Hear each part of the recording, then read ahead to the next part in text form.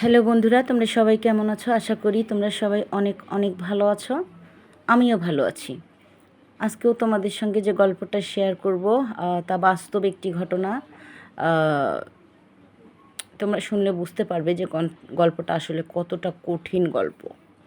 তো চলো শুরু করি। মানুষের জীবনে যে এরকম ঘটনাও ঘটে, তা আসলে না ঘটলে বোঝাই যায় না। তো প্রিয় বন্ধুরা, আমি হচ্ছি মধ্যবিত্ত ঘরের একটি মেয়ে। আমার বিয়ে হয় অনেক বড় একটি বাড়িতে। এই বাড়িতে মোট হচ্ছে 3 ছেলে আর আমার শ্বশুর। পুরুষ মানুষ মোট 4 জন। আমার শাশুড়ি আছে। তো আমার 2 ভাসুরের একজনকেও বিয়ে করানো হয়নি। আমি বাড়ির ছোট বউ হয়ে বাড়িতে এলাম। তো বিষয়টা জেনে মোটামুটি অবাক হলাম যে আমার হাজব্যান্ডের থেকে বয়সে বড়, ওনাদেরকে এখনও বিয়ে দেওয়া হলো না, আমাকে বিয়ে করিয়ে নিয়ে আসলো, মানে ছোট ছেলেকে বিয়ে করায় আনলো। এটা আবার কোন ধরনের রীতি? যাকগে, আমি মোটামুটি ওসব ভাবাই বাদ দিয়ে দিলাম। বউ হয়ে আসলাম বাড়িতে। আসার পরে দেখা যাচ্ছে যে আমার শাশুড়ি অনেক অসুস্থ। ওনার সেবা যত্ন করা লাগে অনেক। মানে কাজের লোক আছে, সব কাজ তো আর কাজের লোক দিয়ে হয় না। তো সেবা যত্ন করতে হয়। প্রথম দিন যখন আমি এ বাড়িতে পা দিলাম, তো আমাকে খুব আদর যত্ন করে আমার ভাসুর আমাকে এই বাড়িতে এনেছে। কিন্তু সবথেকে বড় ব্যাপার হচ্ছে, আমার স্বামী আমাকে পছন্দই করতেন না। আমার স্বামীর হচ্ছে বাইরে অন্য মেয়ের সাথে সম্পর্ক ছিল। সে সবসময় বাইরেই থাকতো। আমাকে তেমন একটা পাত্তা দিত না। চাকরানির মতো সবসময় আমার সঙ্গে ব্যবহার করতো।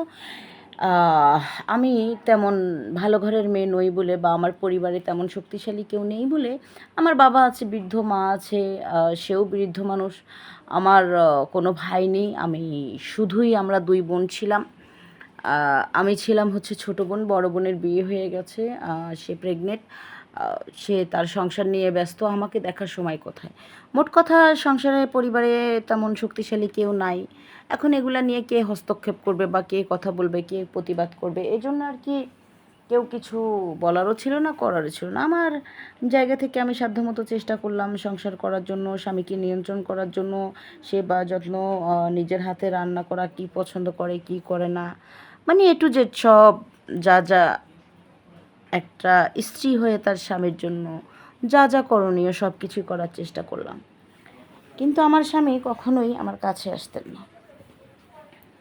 বিয়ে করে এনেছে, মানে একটা সার্টিফিকেট দিয়ে আমাকে এনেছে শুধুমাত্র এবারের লাইসেন্স করা চাকরানি হিসাবে।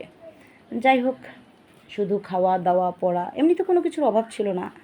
যেমন আমার টাকা পয়সা লাগবে, কাপড় চোপড় লাগবে, খাওয়ার কোনো কিছুরই অভাব ছিল না। এভাবে বেশ কিছুদিন কেটে গেল। যাওয়ার পরে আমি যখন কাজ করি, আমার হাজব্যান্ড তো আমাকে পাত্তাও দেয় না, খোঁজখবরও নেয় না।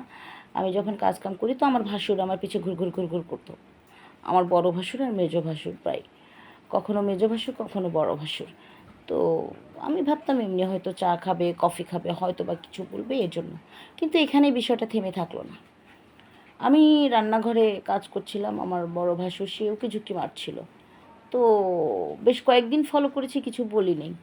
তো আরেকদিন আমি চোখে চোখ পড়ে গেছে, বললাম যে আপনার কি কিছু লাগবে, আপনাকে কিছু দেবো, চা কফি কিছু নেবেন? বললো না, আমি যেটা নেব সেটা কি তুমি দিবে? বললাম হ্যাঁ, রান্নাঘরে যেহেতু আছি যেটা লাগবে সেটাই দেবো, বলেন না কি লাগবে।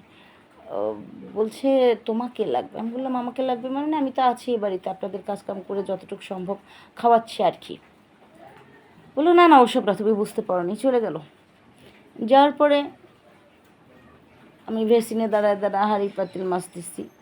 আমার মেজো ভাসুর সে পিছন থেকে এসে জড়ায় ধরছে। জড়াই ধরে বলতেছে, তোমাকে খুব দারুণ লাগে যখন তুমি এভাবে কাজ করো। আমি মানে খুবই ভয় পেয়ে গেলাম।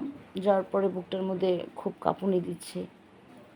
বললাম এটা কি করছেন আপনি, ছাড়ুন আমাকে, এটা ঠিক নয়।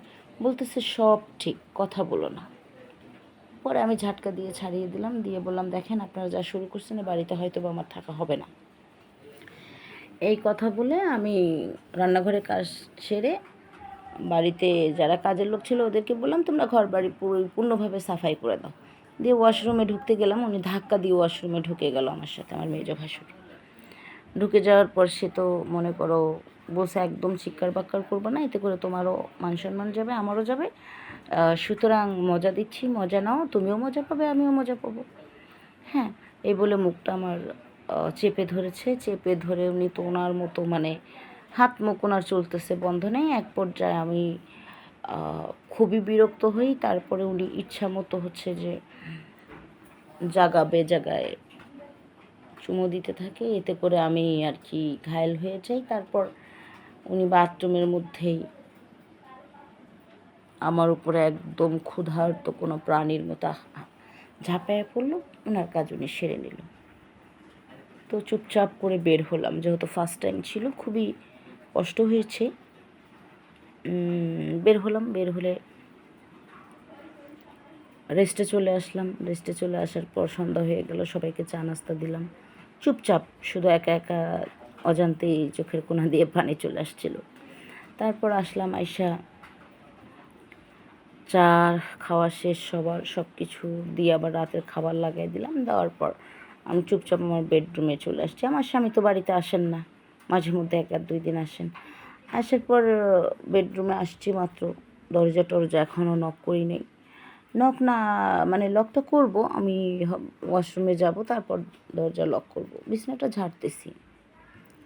অমনি পেছন থেকে আমার বড় ভাসুর এসে দরজা লাগিয়ে দিল, ঠাস করে বললো, একটা কথাও বলো না, সাউন্ড করবে না কিন্তু। হ্যাঁ, সাউন্ড করলে তোমার জন্য ভালো হবে না, আমার জন্য হবে না, এতে করে ক্ষতি তোমারই হবে। কেন জানো, আমাদেরকে কিন্তু কেউ কিছুই বলবে না, তোমাকে দুশ্চরিত্রা বলেই বাড়ি থেকে বের করে দেওয়া হবে। কাজে একটা সাউন্ড করো না। এই বলে মুখটা চিপে ধরলো, ধরে আমাকে হাতটা টান দিয়ে ধরে নিয়ে খাটের উপরে ফালায় দিল। দিয়ে সেও একদম মানে যত ক্ষুধা ছিল, যেভাবে মন চায় সেইভাবে হ্যাঁ আমার উপরে ঝাঁপায় পড়ছে। মনে হয় কোনো দিন মেয়েদের অস্তিত্ব কি, বডিকে, এগুলো কখনো চোখেই দেখে নাই সে। হ্যাঁ, এভাবে ঝাঁপায় পড়লো, পড়ার পরে ইচ্ছা মতো সারা রাত আমার রুমের মধ্যে ছিল। সারা রাতে সে 4বার কাজ করছে। করার পরে আমি তো অঝরে কাঁদতে আছি। তারপরে বললাম, আচ্ছা আপনারা কি মানুষ না অন্য কিছু?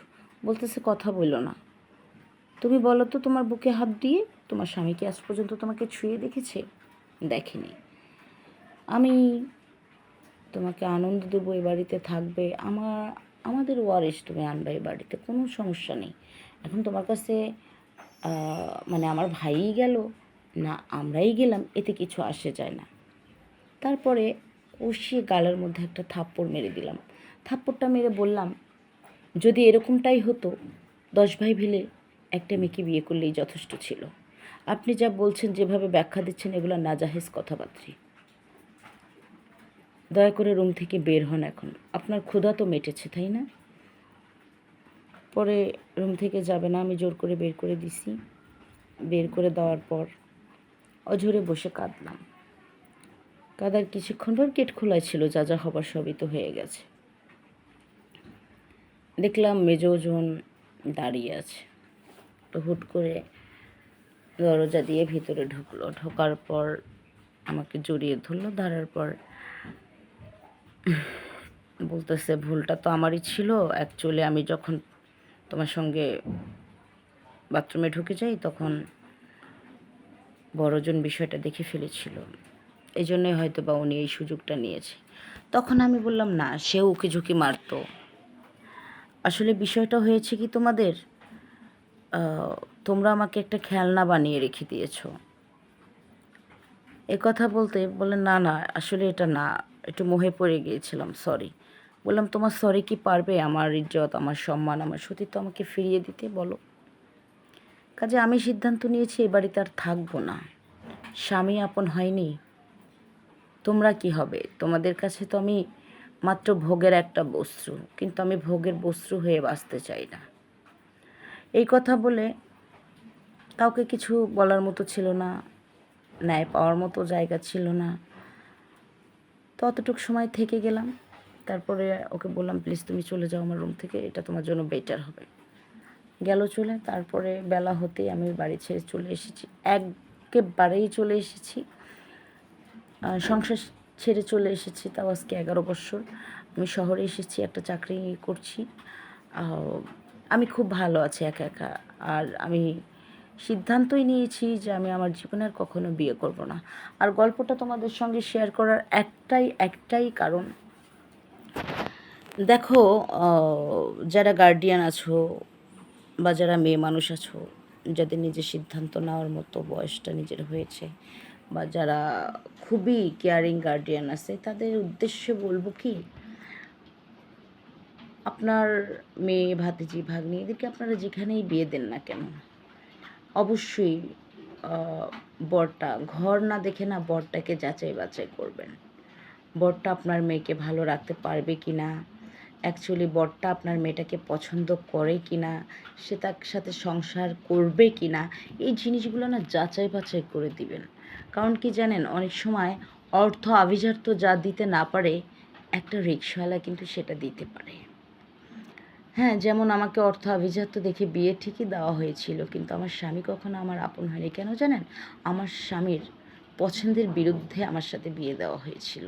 এজন্য সে আমাকে কোনো দিন মেনে নেয়নি। আমাকে যদি আমার স্বামী স্ত্রীর অধিকার দিত, তাহলে কি আমার ভাসুরা কখনো আমার দুর্বলতার ফায়দা তুলতে পারতো? আপনারাই বলুন। প্রশ্ন রেখে গেলাম আমি আপনাদের কাছে। ভালো থাকবেন, সুস্থ থাকবেন। আজকে এই পর্যন্তই।